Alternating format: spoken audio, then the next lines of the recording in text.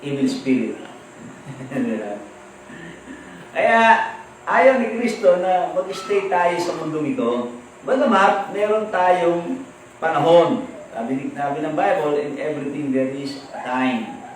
In everything there is a season. O, season pa natin ngayon. Nandito pa tayo eh. Pero isang araw, aalisin na tayo ng Diyos sa lupa. Bakit? Pagtapos na yung ating assignment. Pagtapos na ang ating mission. Ang papalit naman, yung mga next generation. Hanggang sa makonsume ang buong plano ng Diyos. At dumating siya sa tinatawag na end of the world. Diba?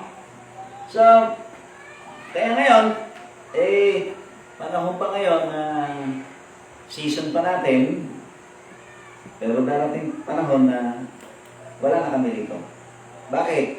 Nasa langit tayo eh. Sa langit na kami. Kayo naman ang susunod. Kaya ihanda nyo na sarili nyo. Kayo na ang susunod na generation. Katulad ako, malabo na mata ko, pero parating na yung salamin ko. Yung aking salamin na at tumutulong para bumalik ang normal sight. 20/20 vision. At kung ano man ang mga sakit-sakit sa mata, sa ulo, even cancer ay nakatutulong para mawala ang cancer and even tumor.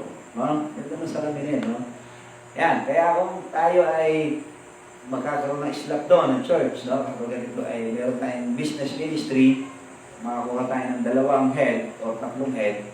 So lahat ng income niya ay ipapasok natin sa lot fund and building fund. Of course, unahin natin ang pulong to dahil nandun na yung lupa natin. Pero, baka this year or next year, pagka nakapagsimula tayo ngayon,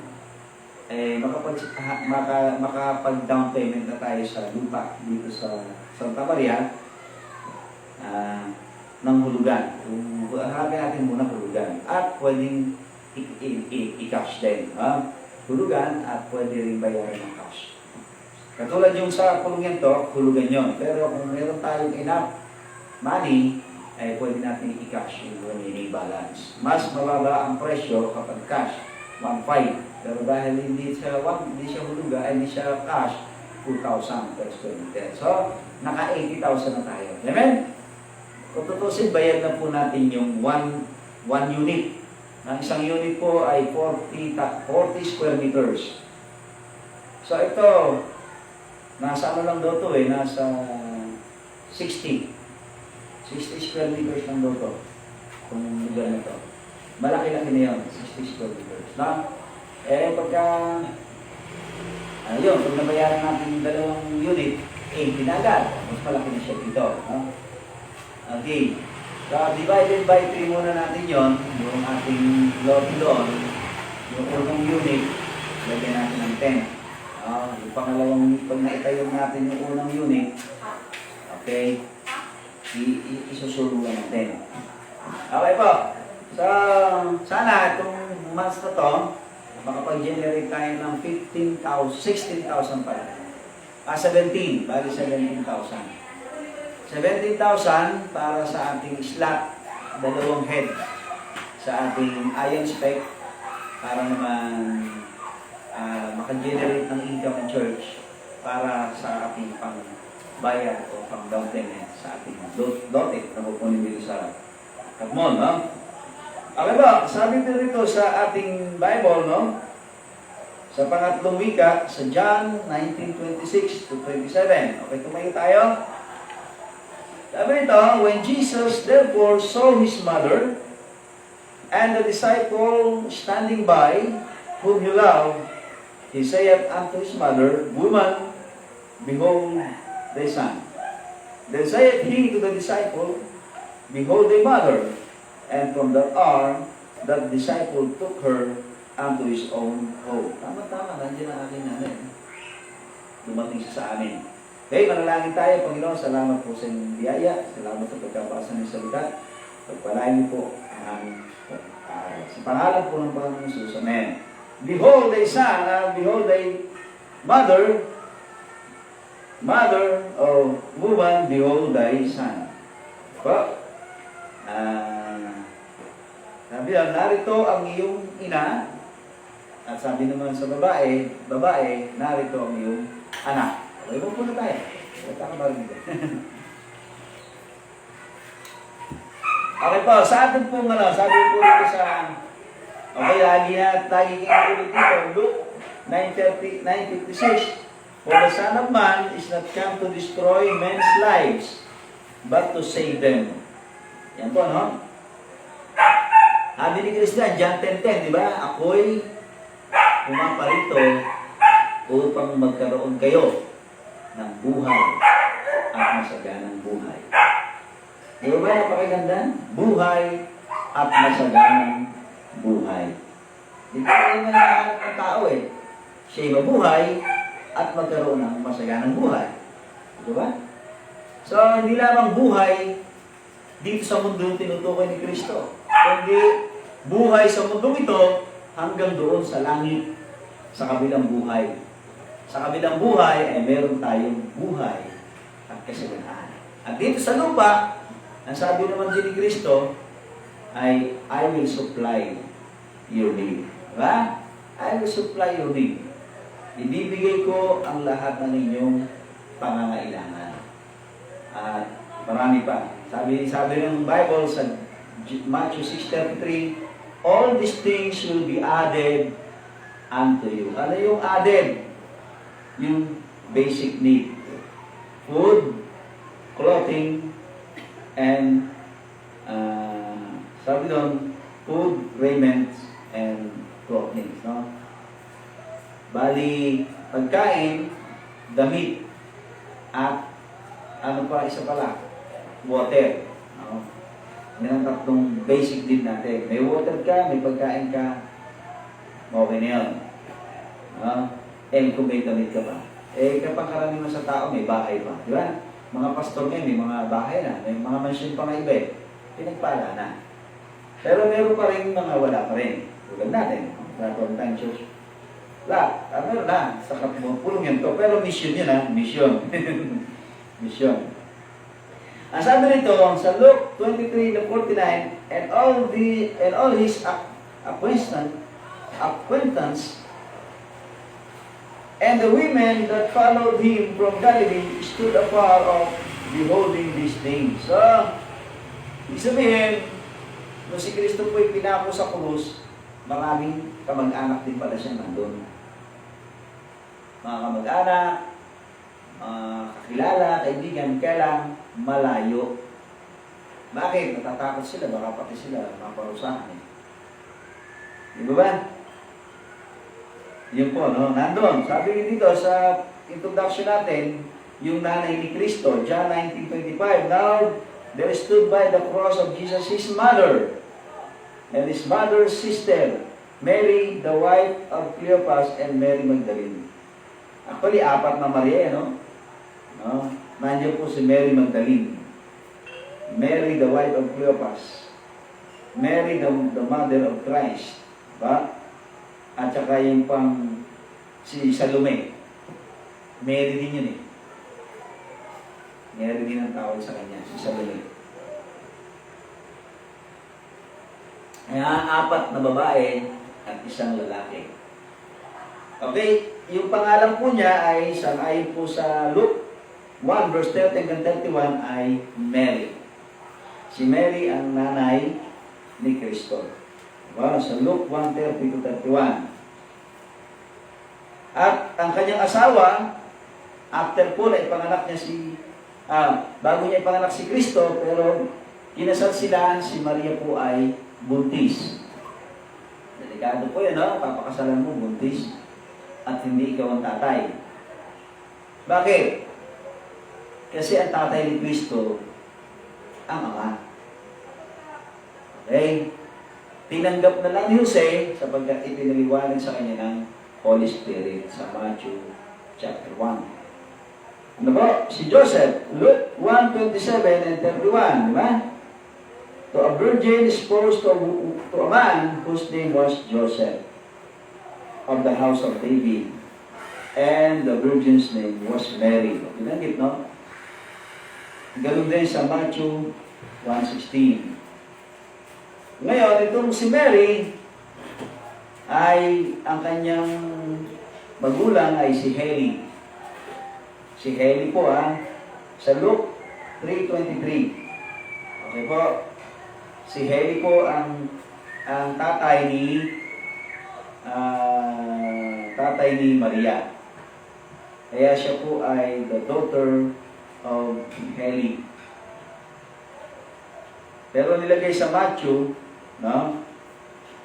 Siya ay anak ni galing siya kay David.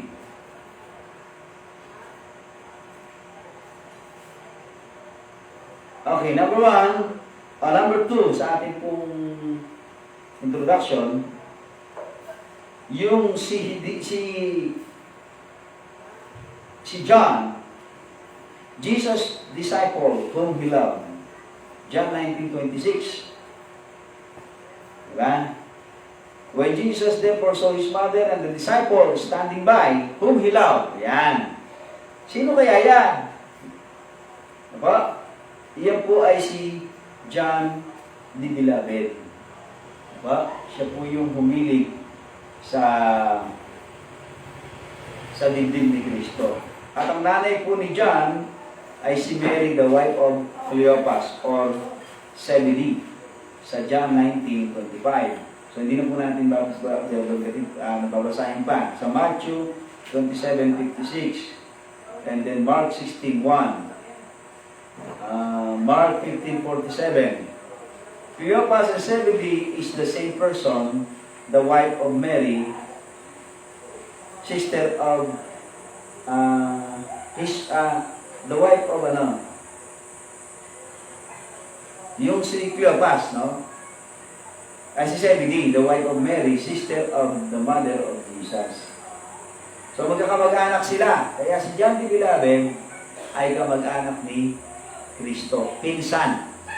At mas matanda, mas bata pala, no? Magpipinsan niya, no? At pala si John the Baptist. Hindi niya kamag-anak yan. Ngayon, his brothers and sister. Ito po. Sabi rito, sino ba mga kapatid ni John, the Beloved?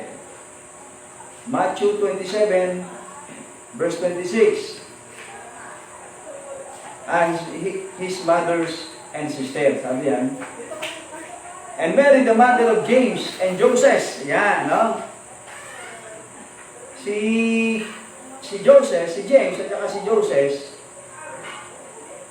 ay ang nanay nila ay si Mary, na anak na asawa ni Zebedee, and the mother of Zebedee's children. Ayan po, sa Mark 5:37. Sabi yan, and he suffered no man to follow him, save Peter and James and John, the brother of James. Okay ba? Yan yung John, yan si John the Beloved. Ganun din po sa Mark 15:40, Mark 15:47. Diba? Yan po. Kaya si John the Beloved, ang kanyang nanay ay isa ring Mary. Pero Mary, the wife of Cleopas. So si Cleopas ay yung si Zebedee. Diba, no? Yung kanyang mga kapatid na babae at lalaki, nandiyan din po. Diba? At ito pong nanay ni John the Beloved ay kapatid po ni Mary na ina ni Kristo. Okay, kaya magpipinsan niya, no? John 19:25, now there stood by the cross of Jesus his mother and his mother's sister. Kaya mother's sister ni Mary ang nanay ni John the Beloved. Okay ba? Kaya nililin natin, no? At ito nga po, Mary, the wife of Cleopas. Okay po. At dito naman po sa Mark 5:37, ang tawag po sa kanya ay John the Less. And he suffered no man to follow him, save Peter and James and John, the brother of James. So, si John de Les, tinatawag po siyang John de Les.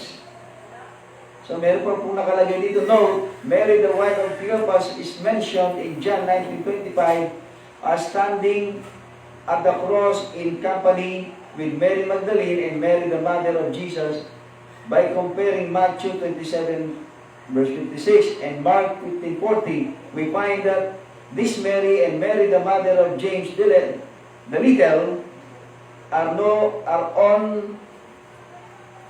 on and the same person, and that she was the sister of the Lord's mother.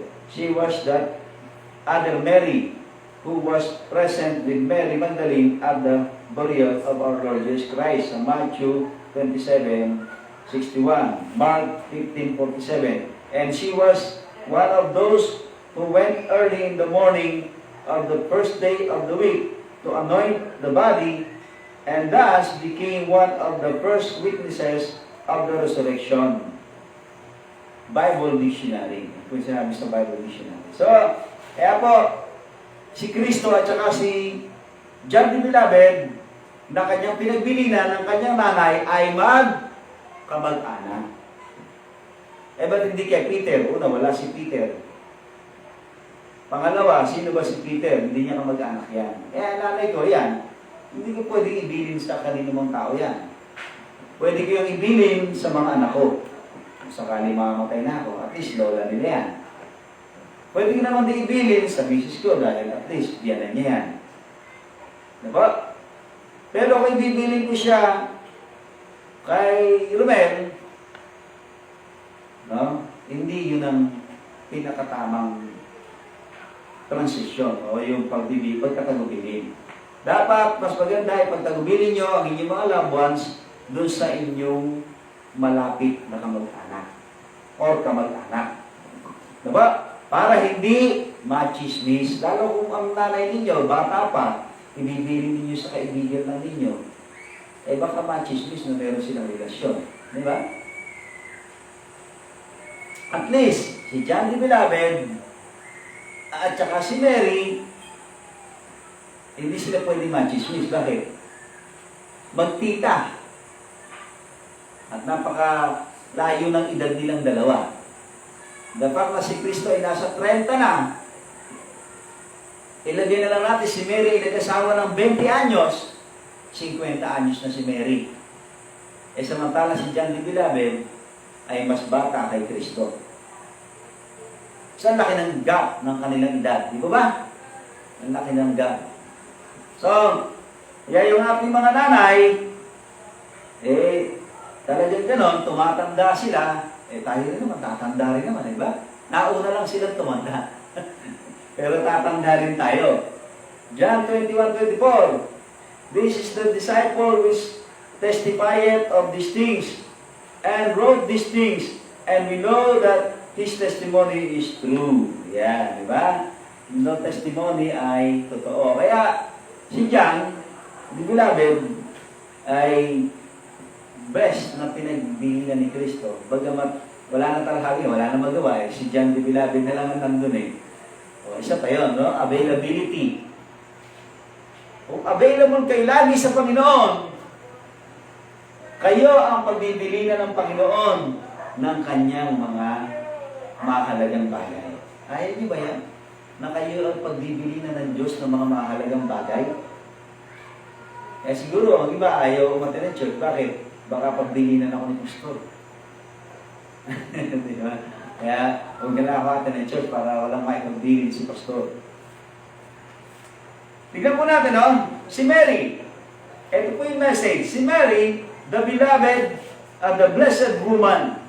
Sabi ng Luke 1:28 and 42, ano sabi ng anghel? Blessed are thou among women. Alam niyo po yung sa Proverbs chapter 31, yung virtuous woman na may takot sa Diyos. Maraming virtuous woman noong panahon na yun. pero siya ang natatangi. Siya ang pinaka-excellent sa lahat ng virtuous woman doon sa sinasabi doon sa Proverbs chapter 31. Alam niyo bakit? Sapagkat may takot siya sa Diyos. Diba? Lahat ng babaeng may takot sa Diyos, siya po ay tinatawag na excellent. Excellent virtuous woman. Kaya ako ako'y binata, mag-aasawa ko lang, may takot sa Diyos. At least, hindi lang virtuous woman ang aking napangasawa, kundi excellent virtuous woman. May takot sa Diyos eh. Diba? Yan ang hahanapin ninyo. Yung babae may takot sa Diyos. Ganoon din naman sa lalaki. Pwede ba babae lang ang excellent? Dapat ang lalaki, virtuous man. Kung may virtuous woman, may virtuous man din. Diba? So hanapin nyo yung mga may takot sa Diyos. Ito yung si Mary ay may takot sa Diyos. Meron siyang pagtitiwala sa Diyos. Kaya nung kausapin siya ng angel, diba? Sabi niya, paano mangyayari yun? Pinaliwanag ng angel kung paano siya mabubuntis. At ang sabi ni Mary, be it unto me. Yan, di ba? Mangyayari nawa ito sa akin.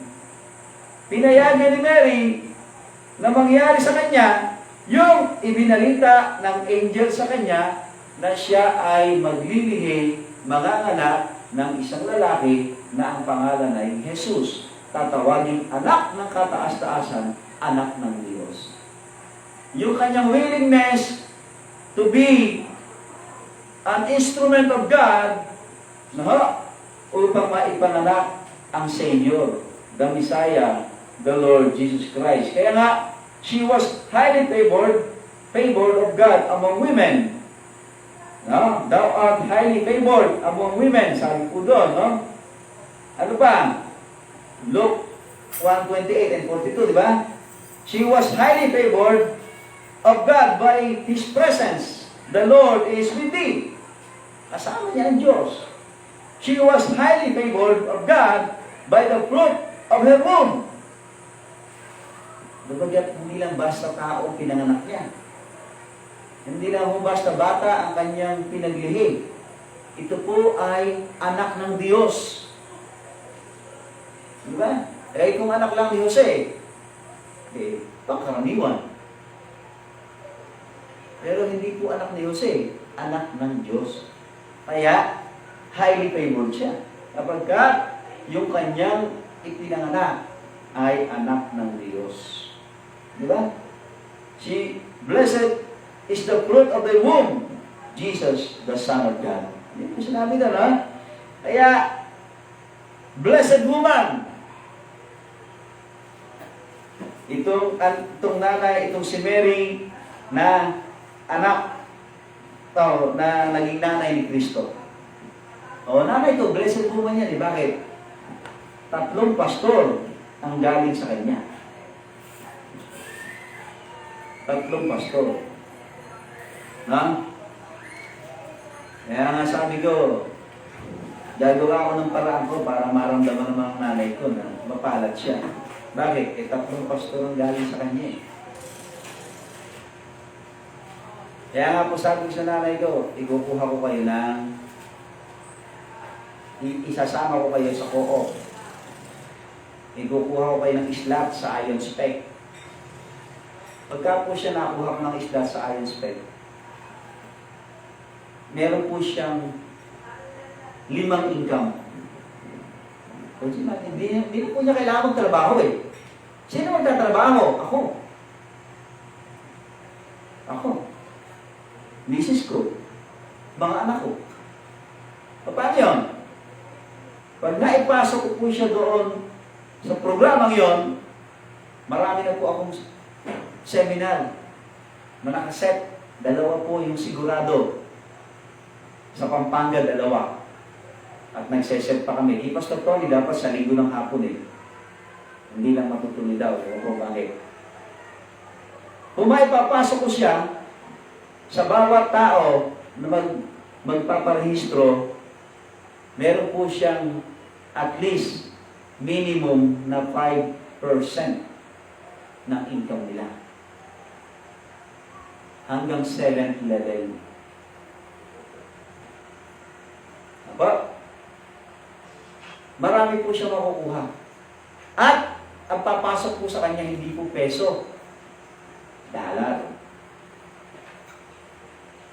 Sabi ko, dollar po ang kanya makukuha. At doon sa kanyang upline na 3, makakakuha pa siya ng 5% sa lahat ng nila, pairing bonus. Ng additional tigpa 5%. So, 5% ng 100,000 o ng 10,000, magkano? 500. 10,000. O, 500. Yung upline ko po 350,000 a month ang kanya income. Sa 10,000 ko na lang pinag-pitch yun, 500 siya. Kung 350,000 ang kinita ko, 5% ng 350,000 mamibigay sa kanya. Makakakuha siya. Hindi niya kailangan magtrabaho. Meron siyang sariling income. Kailangan lang may puhunan siya. Saan magagaling ang puhunan niya? Sa akin din.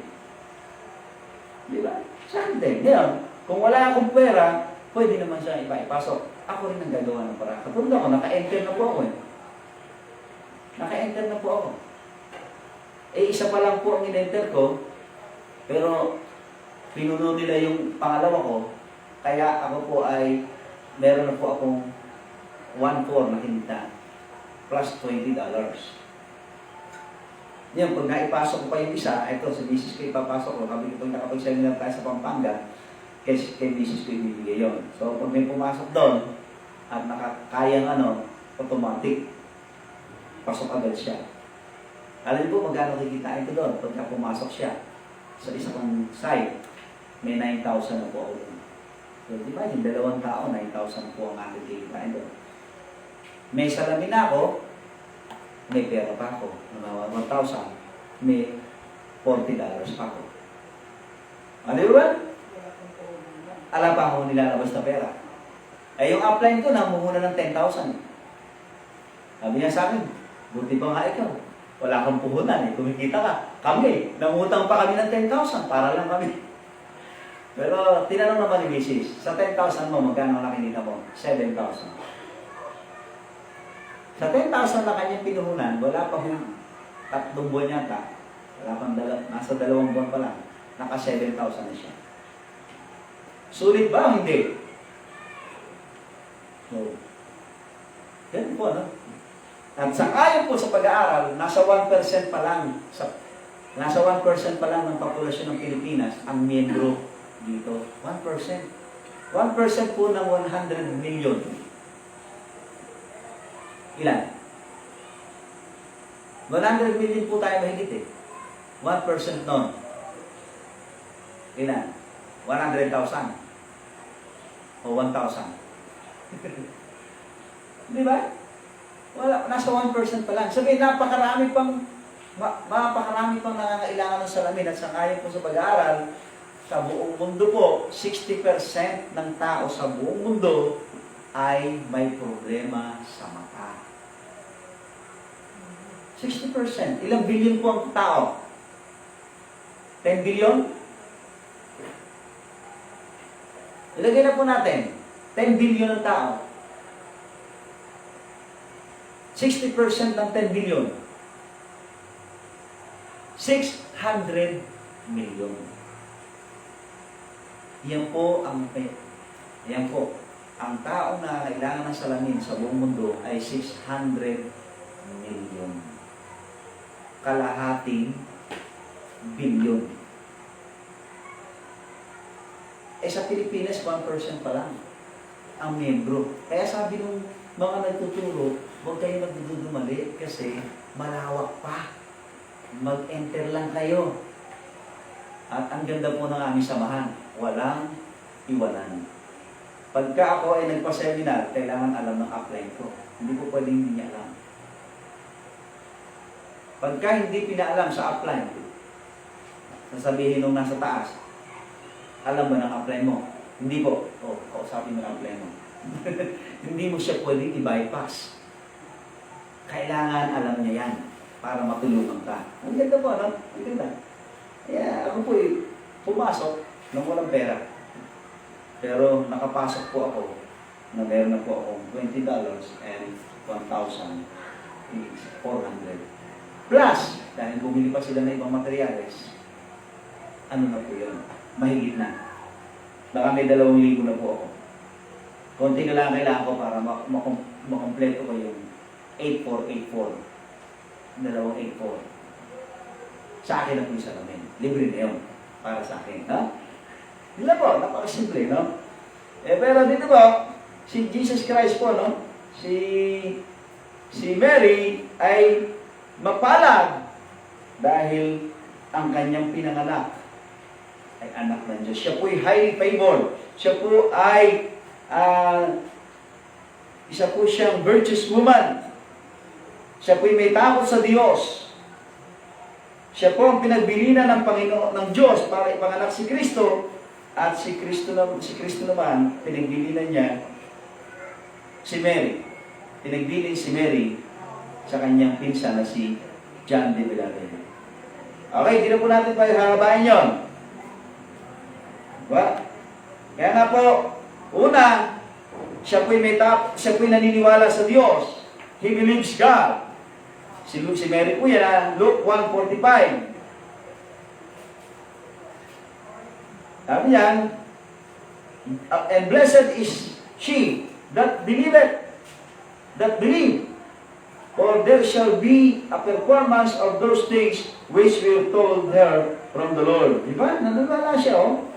Pangalawa, she's willing to be used by God. Or her willingness to be used by God. Luke 1:38, and Mary said, behold, the handmaid of the Lord, be it unto me according to the word. Di ba? Meron ba tayong ganyang spirit? Alam niyo ang sabi nung ang bata ay inihandog, si Jesus Christ, ano sabi yung isang propeta doon, hinawakan yung bata. Nung hawakan yung bata, nakita ng propeta kung anong pagdadaanan ni Mary na hirap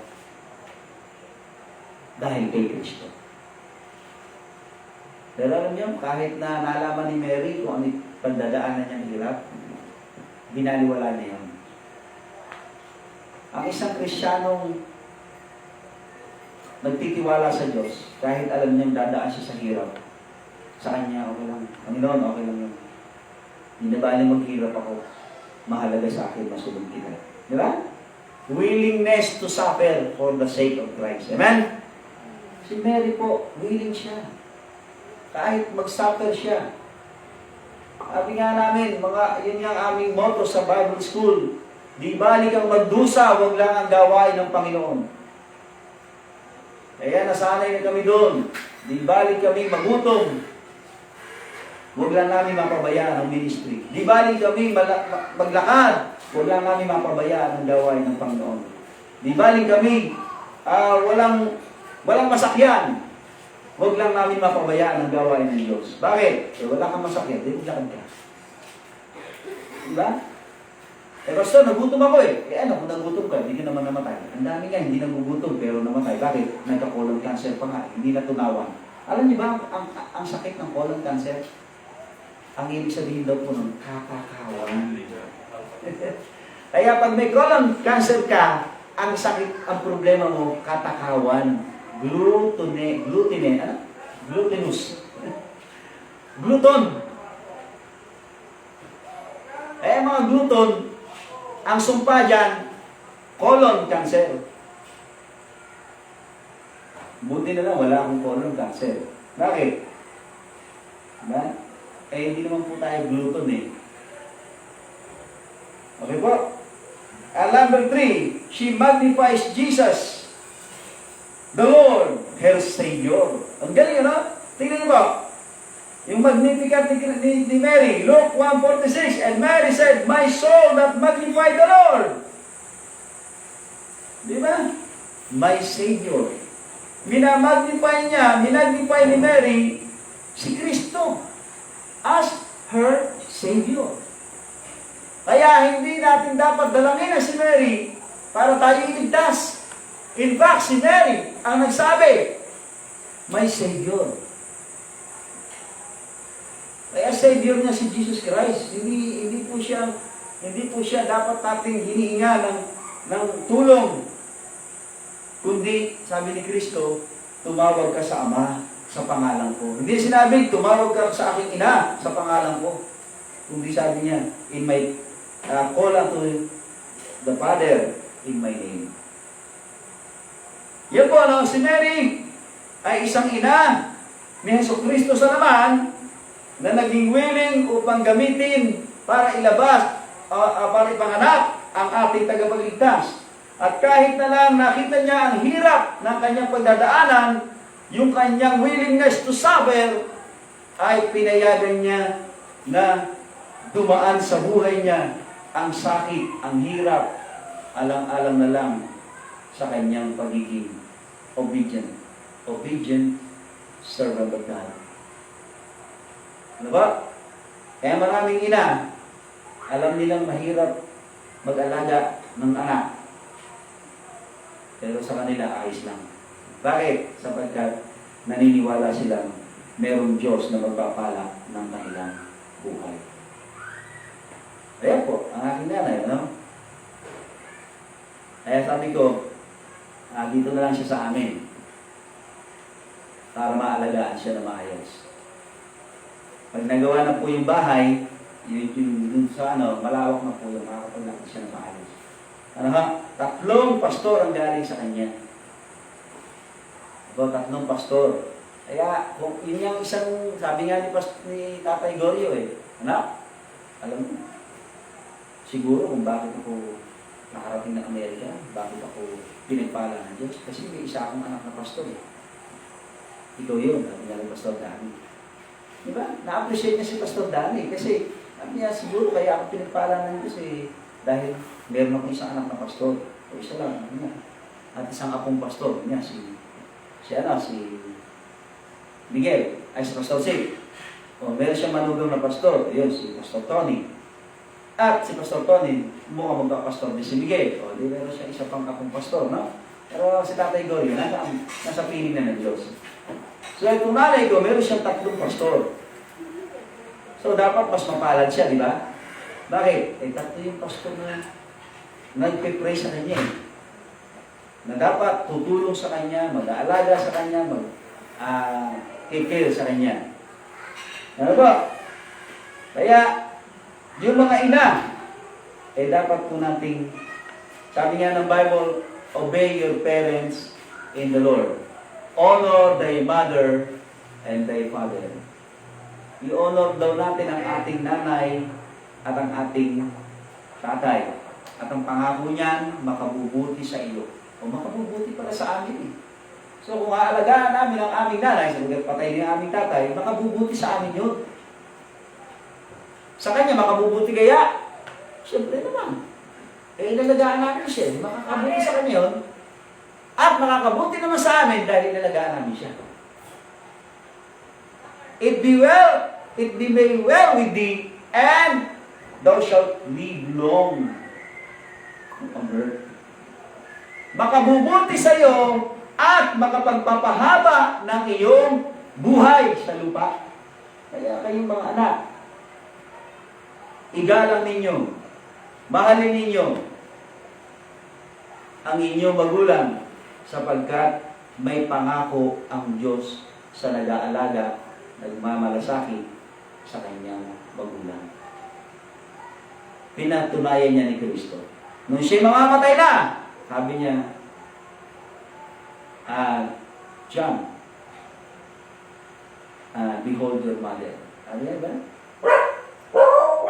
Sabi niya, behold thy mother. At sabi naman niya kay Mary, behold thy son. Tingnan mo, ayan po si Mary. Si Mary, The mother of the Lord Jesus Christ in the flesh. Diba?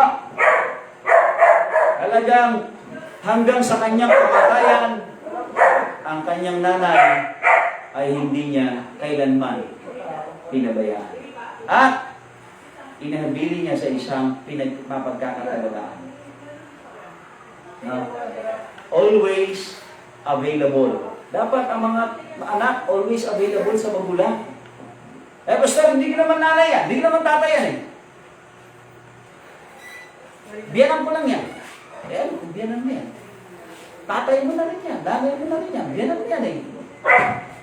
Diba?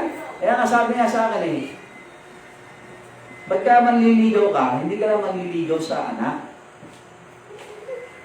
Sino ba pakakasalan mo? Yung magulang o yung anak? Bakit ang pinapakasalan mo yung family, hindi lang yung anak. O makakasama mo sa buhay mo yung anak. Pero ang pinakasalan mo yung family niya. You are now belong to his family or to her family. The fact na kayo kinasal, hindi na kayo iba sa kanyang family. Bakit? Kinasal ka sa kanyang pamilya. Lalo kung ikaw ay babae, yung apelyido mo ng pagkadalaga, magiging middle na lang yun. O i-adapt mo yung apelyido ng iyong asawang lalaki. Diba? Ang batas naman eh. At kung naman ikaw ang lalaki, yung apelyido mo, dadali ng mapapangasawa mo. Kaya nga sabi ng Bible, hindi na kayo dalawa. Kayo ay isa. Kaya, kung gaano mo ginagalang, minamahal, inaalagaan, ang iyong tunay na magulang sa naman, ay dapat ganun din ang gawin mo sa iyong magulang sa batas. At totoo nga yan, mas dapat ka nga makisama doon sa magulang mo sa batas eh. Kasi yung magulang mo sa naman, ano na yan eh, parang over-familiar ka na dyan eh. Mula pa sa iyong pagkasanggol, sila nang kasama mo. Pero ito, kailan mo siya naging magulang? Nung kinasal ka lang. Kaya dapat, mas titignan mo, mas ano mo siya, bakit? Okay, hindi mo naman siya talaga magulang eh. Pero naging magulang mo siya dahil pinakasalan mo yung kanyang anak. Di ba ba? So dapat, igalang mo siya as your natural parent. Pangatlo po, pangalawa, hindi lamang si Mary, kundi si John the Beloved. The beloved disciple. Sabi dyan, John 19:26 and 27, when Jesus therefore saw his mother and the disciple standing by whom he loved, he said unto his mother, Woman, behold thy son. Then he said to the disciple, Behold thy mother. And from that hour, that disciple took her unto her own home. Diba? Dinala niya si Mary sa kanyang sariling bahay. He chose to draw nearer to Christ. Sabi nga, itong si John the Beloved, diba? Siya beloved disciple, bakit? Pinili niyang malapit kay Kristo. Bakit piliin natin yun? Panginoon, gusto kong maging malapit sa iyo. Yan ang desire ni John the Beloved. Maging malapit siya kay Kristo. Kaya nga meron tayong kanta eh. Draw me nearer, di ba? Draw me nearer, nearer, blessed Lord, to the cross. Ano ba? That thou hast died. Meron din sinabi niya sa James, lumapit kayo sa Diyos. Draw nigh to God. Sabi doon, no? He chose to draw nearer. To draw near to Christ. Yan po, ano? Sabi ng James 4:8, draw nigh unto God, and He will draw nigh to you. Lumapit tayo kay Kristo. Pag nilapitan natin si Kristo, lalapit niya ang sarili niya sa atin. Ganun po ang ginawa ni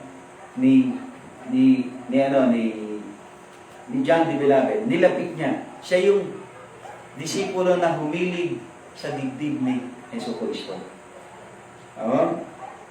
He is the only disciple who leaned on Christ's bosom. Pangalawa, He is one with the 3 disciples in Christ's innermost circle. Siya po ay isa sa mga disipulo na kabilang sa pinaka-innermost, pinaka-loob. Ganito kasi yan eh, 3 po kasi yan eh. Yung iba niyang disciple, diyan kayo. Yung pangalawa niyang disciple, dito kayo. At yung pangatlo, sumama kayo. Meron siya 3 stages yan eh. Yung ibang disciple, diyan muna kayo ha. Kasama ko lang tong iba. Tapos, dito muna kayong dalawa. Kasama ko lang tong si John. Lagi niya kasama si John, si Peter, and James. Yung 3 na yan. Hindi siya, pagka si Kristo ay mananalangin, lagi niya sinasama yung 3. Si John, si James, at saka si Peter. Yan yung kanyang, kaya meron tayong ganyan. No? Sa kanan natin pag-aralan yan. So, ibig sabihin mga kapatid, sa kanyang 12 disipulo, meron siyang 3 na pinakamalapit sa kanya. At isa na dyan si John the Beloved.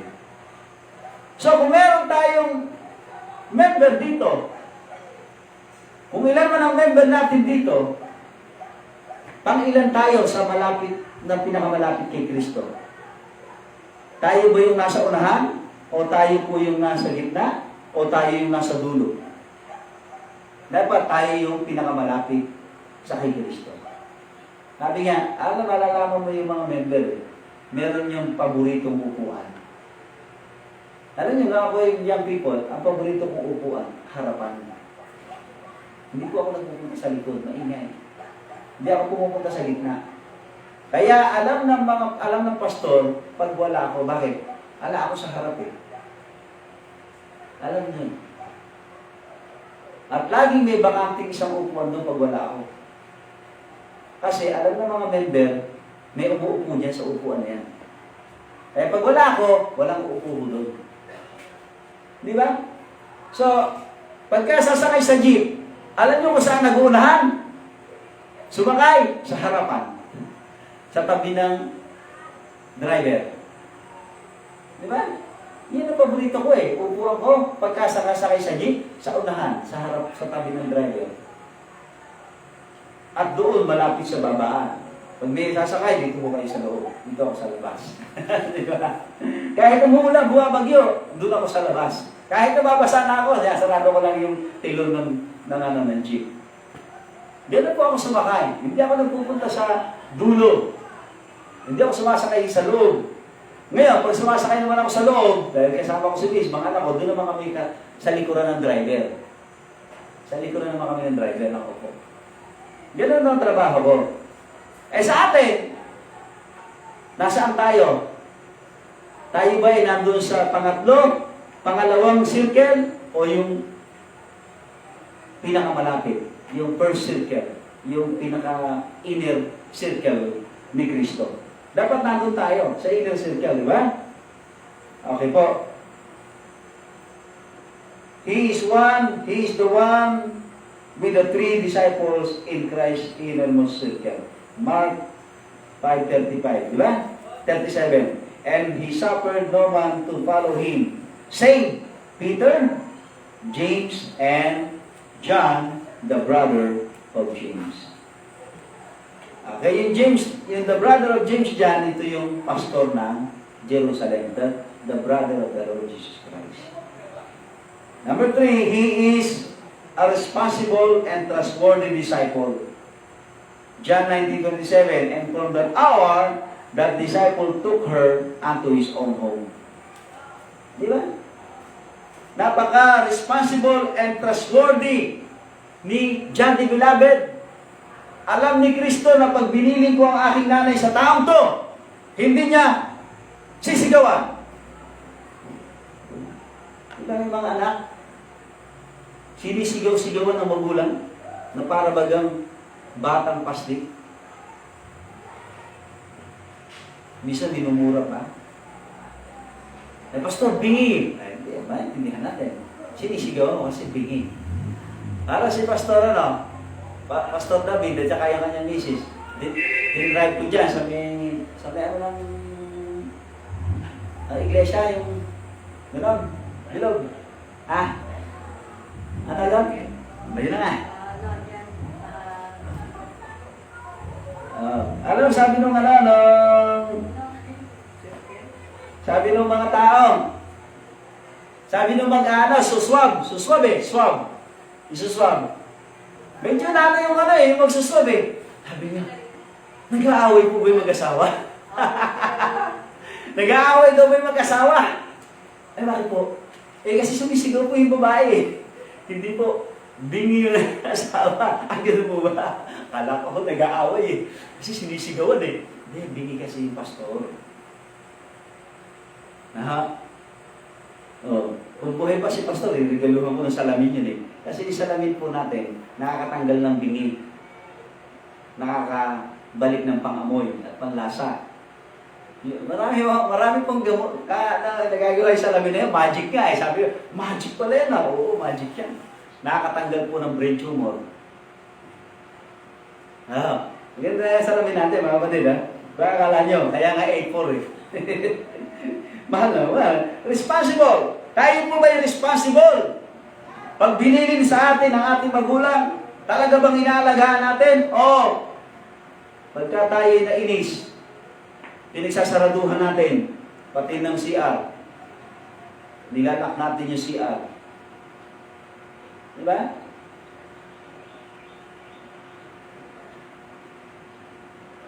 Ganun po eh.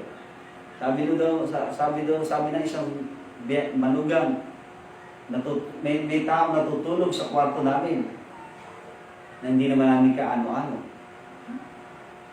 Biyanan niya yun. Natutulog sa kwarto yung biyanan niya. Sa bed nila. Meron daw silang kasama na hindi naman nila kaano-ano. Ganun ba ako?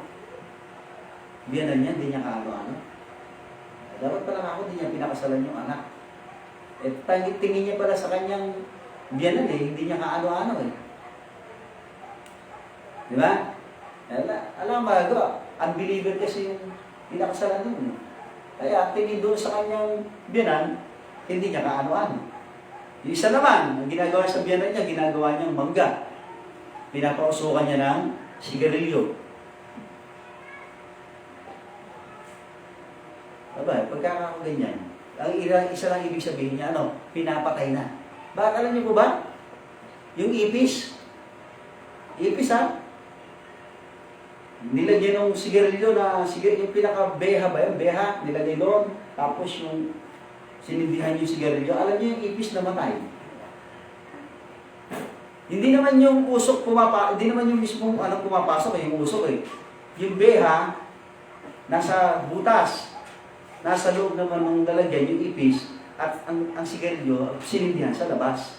Pero alam niyo, namatay yung ipis. Isabi, kaya kayo pinapausukan ng sigarilyo, pinapatay na kayo.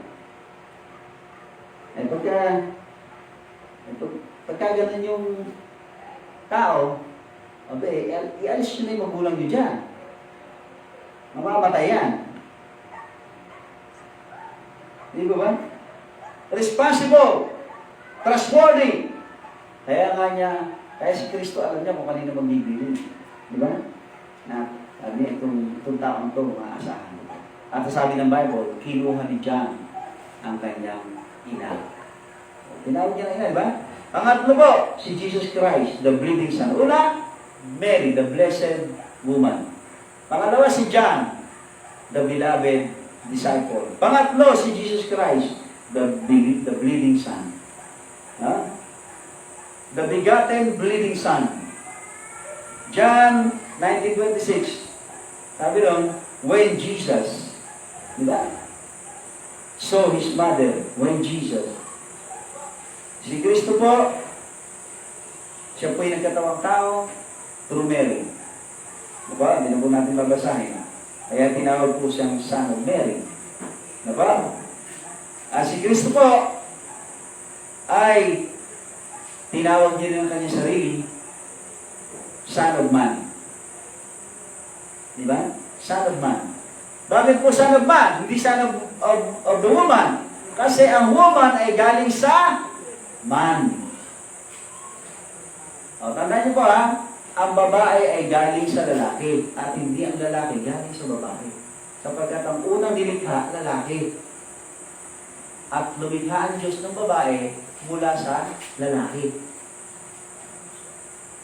Kaya sabi ni Kristo, kaya sabi ng Bible, si Kristo ay anak na tao. Okay po, yung kanyang flesh and blood, ang kanyang flesh ay galing sa tao. Pero yung kanyang blood ay galing sa Diyos. Amen? Acts 20:28. Acts 20:28. Yung pinangbayad ng Diyos sa aking kasalanan ay dugo ng Diyos. Kaya ang dugo ni Kristo ay hindi pong dugo ng tao, kundi dugo ng Diyos. Doktrina na yan. Kaya huwag kayong papayag doon sa Acts 20:28. Kayo binili ng dugo ng Panginoon sa Kristo. Tama yun. Pero, dalhin niyo sa original. Saan ba galing ang Tagalog? Sa English. Punta kayo sa original na pinanggaling na English. Ng Tagalog, sa English. Blood of God. Saan ba galing English? Sa original tongue. Ano? Greek and Targum. Di pumunta kayo sa Greek and Targum. Hindi po sinabi, blood of God. Kaya nila sinasabing dugo ni Kristo kasi ayaw nilang tanggapin na si Kristo Diyos, yung Acts 20:28. Dahil tayo tinatanggap natin na si Kristo Diyos, sapagkat tinaturo ng Biblia, kaya hindi natin binabago ang Acts 20:28.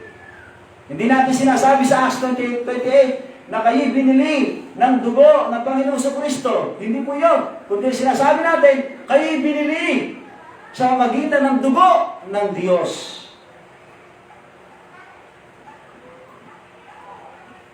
Sapagkat si Kristo po ay Diyos na nagkatawang tao. Okay po. Bilang tao, siya po may flesh and blood and bones. Bilang Diyos, siya po ay anak ng Diyos. He was proclaimed as a son. Proclaimed as son of God. Diba? The Father said, Matthew 3:17, "And lo, a voice from heaven, saying, This is my beloved Son, in whom I am well pleased." Ang Ama na mismo ang nagsabi, my beloved Son. John 3:16, "For God so loved the world, that He gave His only begotten Son, the Lord Jesus Christ, that whosoever believeth in Him should not perish, but have everlasting life." Yung mga angel, sabi ng mga angel, Luke 1:31, 32, and 35, "And shall call His name Jesus. He shall be great, and shall be called the Son of the Highest." Angel yan, ha? Kaya po, sabi pa rito, sabi ni Angel Gabriel, "Therefore also the holy thing which shall be born of thee shall be called the Son of God." Verse 35 ng Luke chapter 1. Sabi ni Peter, Matthew 16:16, "Thou art the Christ, the Son of the living God." Ang sabi po ni Saul, the Apostle, Acts 9:20, "He is the Son of God." Sabi po ng Ethiopian eunuch sa Acts 8:37, "Jesus Christ is the Son of God." Pati po ang devil. Ito yun, ang devil. Sa Luke 4:41, "Thou art Christ, the Son of God." Yung taong di mo possess, Mark 5:7, "Jesus, thou Son of the Most High God." Ano man nasabi ng Diyos Ama? Ano sabi ng Diyos Ama? Hebrews 1:1 and 8. Diba? God, the Father, who at sundry times, and in diverse manners, spake in time past unto the fathers by the prophets. Verse 8, but unto the Son he saith, thy throne, O God, is forever and ever.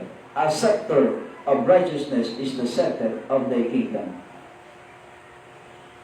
The Father said, God, to Jesus Christ. And Jesus Christ claimed himself as God. Diba? Nilaim ni Kristo na siya ay Diyos. Mababasa po natin yan. Sabi ni Kristo, I and my Father are one. Kaya po yun, si Kristo po ay nagkatawang laman, 1 Timothy 3:16, Romans 9:5. Na po? John 1:12 and John 1:14. Kaya po si Kristo ay isang Diyos na nagkatawang tao upang tayo iligtas at upang tayo po ay kanyang matubos po sa ating mga kasalanan, upang tayo po ay maging anak ng kanyang Ama, tagapagmana ng kaligtasan. Sabi nga, He was wounded for our transgressions, He was bruised for our iniquities, He was chastised for our peace, He was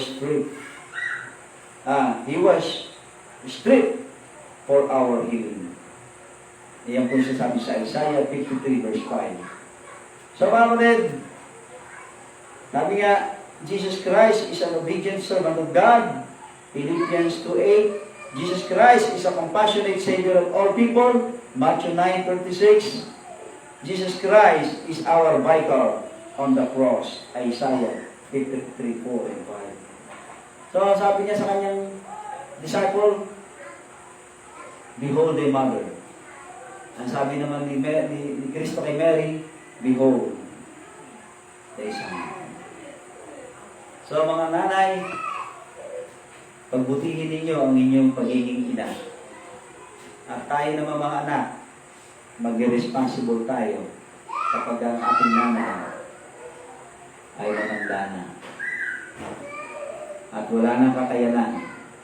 Sabi nga, pagka malakas pa ang magulang, paborito ng apo at ng mga anak. Bakit?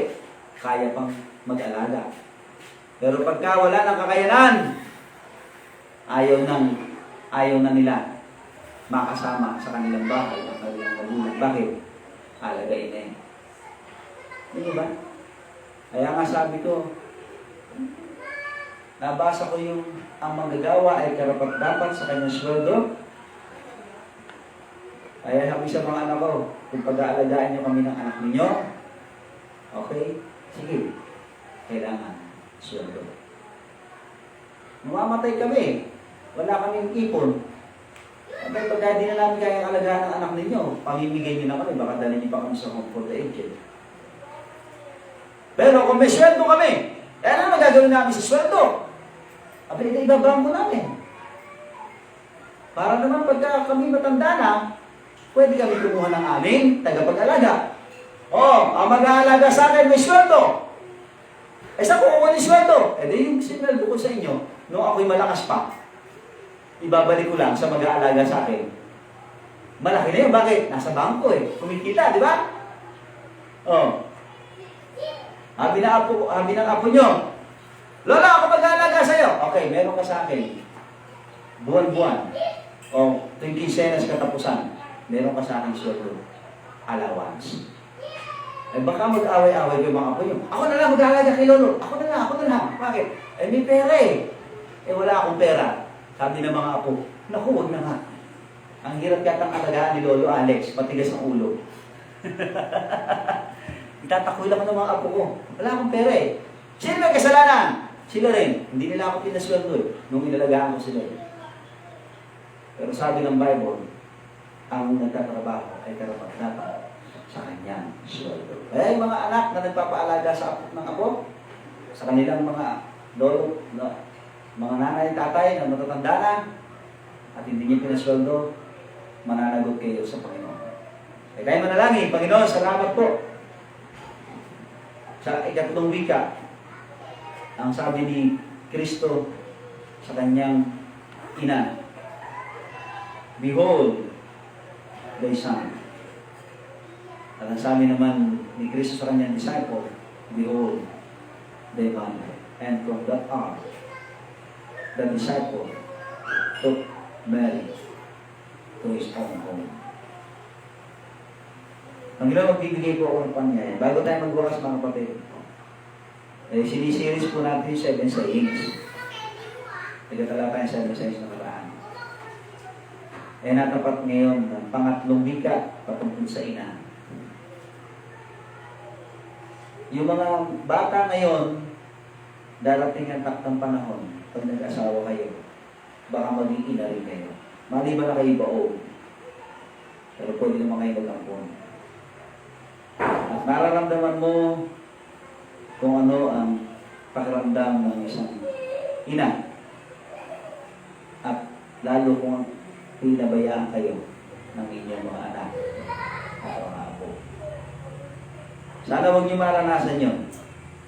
Pero sabi ni Kristo, kung anong gusto mong gawin sa iyo ng tao, kung anong ginagawa mo sa tao, yun din ang gagawin sa iyo. At kung anong gusto mong gawin ng tao sa iyo, yun din naman ang gawin mo sa kanila. Gusto mo bang alagaan ka ng iyong nanay at tatay? Alagaan mo sila ngayon. O kung gusto mo alagaan ka later on ng iyong mga apo o anak, mag-alaga ka ng magulang mo na matanda mo. Sapagkat gagawin ng Diyos kung ano ang ginawa mo sa iyong magulang. Kahit po tumayo, kahit nananalangin, kahit po lumapos sa harap. Pasalamat tayo, meron tayong nanay at tatay na buhay pa. Meron pong pastor tayo. Bata pa lang siyang maliit. Na-disgrasya sila. Patay ang kanyang nanay at tatay. Yan si Pastor Leo Garisana. Kaya sabik siya sa nanay. Sabik siya sa tatay. Pero tayo, nakasama natin ang ating nanay at tatay. Ang ating magulang, binabaliwala lang natin. Pinababayaan lang natin. Sinisigaw-sigawan pa natin. Diba? Kaya yung mga manugang, kung tayo manugang, itatak natin sa ating isip, dapat mas pahalagahan natin ang ating biyanan dahil hindi naman tayo natin natural na magulang yan. Yan ay magulang lang natin sa batas. Dapat tayo makisama sa kanya. Kahit nakatira na yan sa bahay niyo, bahay nito dapat siya makisama sa akin. Tama yun. Pero bilang magulang mo, pakisamahan mo rin siya kahit nakatira siya sa bahay mo. Kahit may tumayo, tayo mananalangin. Lumapit tayo sa harap. Sabi natin, Panginoon, tulungan mo po ako. Pagtanda ko, gusto ko rin ako alagaan ng aking mga apo, mga anak, sakaling dumating ako sa punto na ako, mahinang-mahina na. Pero hanggang tayo malakas, tayo pa rin na mag-alaga sa ating anak at apo. At tayo naman mga anak, pag inutusan natin ang ating magulang na alagaan ang kanilang mga apo, make sure may sweldo sila. Pastor, nakatira sila sa bahay ko. Ako nagbabayad ng tubig, kuryente. Ako nagpapakain. Siguraduhin mo pa rin. May sweldo sila. Kapag isang araw, yung sweldo mo sa kanila, ikaw din ang makikinabang. Sa iyo rin pupunta yan. Sa iyo rin ibibigay yan. O sa anak mo na mag-aalaga sa kanila. Ano ba? Ito tayo lagi. Panginoon, salamat po sa iyong biyaya. Salamat po sa iyong salita. Tulungan niyo po kami. Mayroon pa mga ina. Ama, may mga biyanan pa. Matutunan namin sila na tanggapin, alagaan, igalang, mahalin, tulungan, upang hindi kami masumpa. Basta niyo po ang aming pag-o-offering ngayon. Naging pagpapalit po sa amin. Sa pangalan po ng Panginoon Jesus. Give thanks with a grateful heart. Give thanks.